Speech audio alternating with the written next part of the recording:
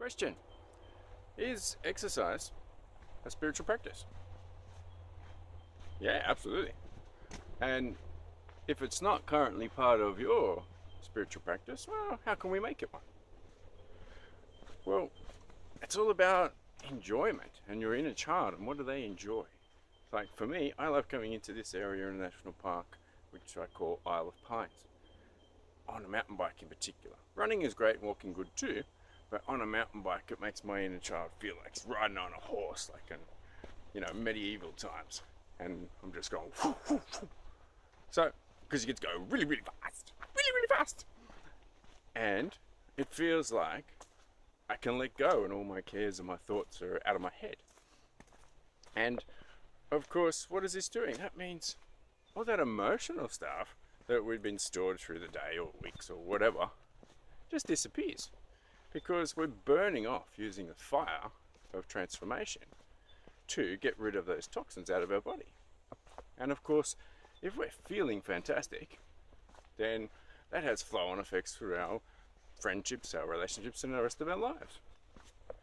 And if we look at it from both in the body and as a spiritual philosophy, then if we're getting more oxygenated blood, and in it, isn't that essentially called energy, around and through our body, cleaning our bodies of impurities and the associated emotional things that our mind has chosen to attach to those, then aren't we capable of more love?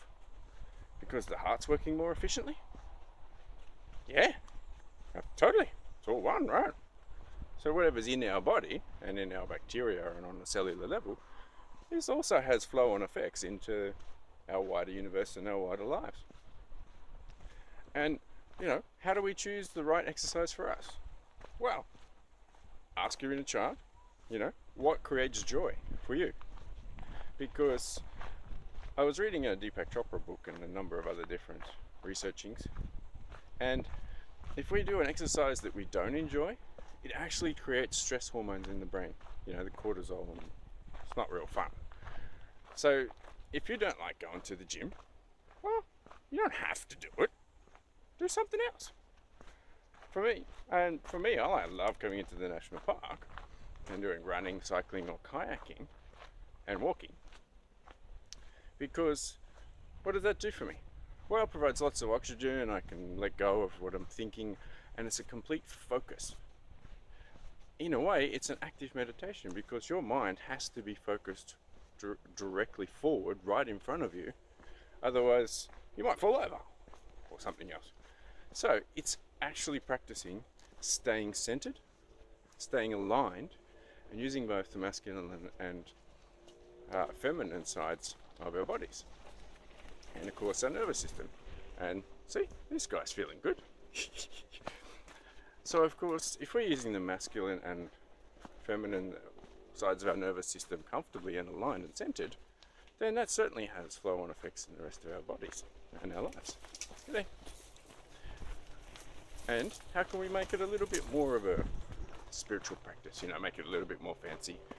Also, how can we get rid of the emotional stuff on the way? Because hey, we're using our subconscious body temple. Why not make the most out of our exercising? So, and then we can keep on the right track. Yeah, cool. Don't you love using your environment? So,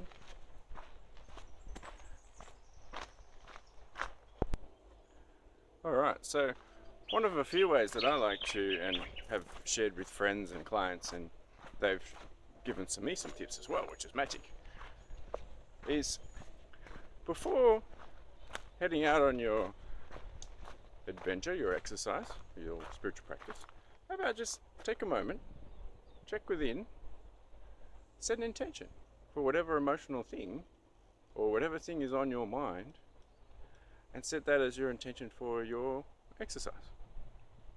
And then of course your body works through it.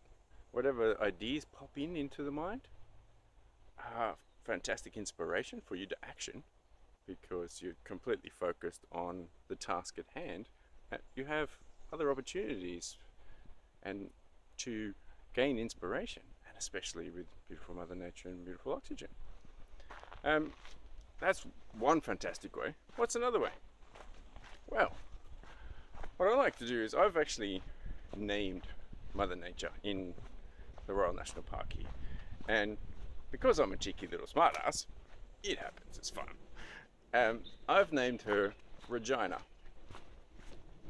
Only because the Regina is the middle name, the official middle name of the Queen, or the monarch, in the Royal National Park.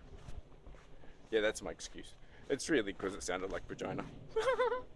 And that suited my inner child. So, I'll come in, I'll set an intention, and then I'll have a chat with Mother Nature. I'm often asking, hey, can we see some animals, please? That would be nice. Because that's always wonderful. And it often happens, which is kind of cool. And then by having a chat with Mother Nature, and some people call this a meditation walk, or a conscious walk, or a prayer walk, that is absolutely wonderful. Then we can get rid of our stuff that's in our head, remain clear and aligned and centered, and feeling great.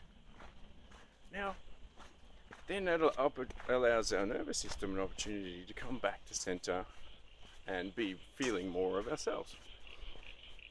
So, and is that going to help you on your path? You know, jump across, come back, stay centered. Yeah. How about which kind of exercise? And for me, it's kayaking is amazing, swimming, mountain biking, walking and running. They're all options, because what are they doing? They're all keeping centered and aligned and rotating off your central spine and your nervous system using both sides evenly. Hang on, can that help us bring us back to balance? Yeah, exercise is a spiritual practice. Totally.